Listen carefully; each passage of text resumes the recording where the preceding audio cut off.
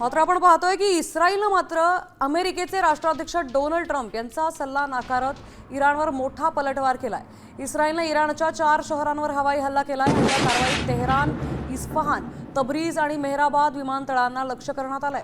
इराणने केलेल्या हल्ल्यानंतर इस्रायलचे पंतप्रधान नेतन्याहू यांनी ट्रम्प यांच्या सूचनेकडे दुर्लक्ष करत थेट हल्ल्याचे आदेश दिले।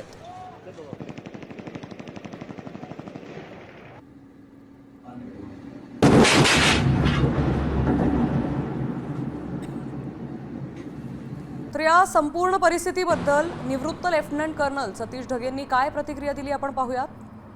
सदन लेबननमध्ये असणाऱ्या हिजबुल्लांच्या महत्वाच्या स्थळावर जबरदस्त हल्ले केलेले आहेत आणि त्याचाच परिणाम म्हणून इराण समर्थित हिजबुल्लावर असे हल्ले होत असतील तर आम्ही सुद्धा शांत बसणार नाही, म्हणून इराणनं जबरदस्त असे नदन इस्रायलमध्ये हल्ले त्या ठिकाणी केले। इस्रायलनं सुद्धा इस्फहान, त्याचबरोबर तेहरान आणि वेस्टर्न इराण आणि सेंट्रल इराण मधल्या काही महत्वाच्या स्थळांना टार्गेट करण्याचा प्रयत्न केलेला आहे। एकूणच या हल्ले आणि प्रतिहल्लेच्या माध्यमातून पुन्हा एकदा पश्चिम आशियामधली संघर्षाची परिस्थिती ही स्फोटक बनत चाललेली आहे।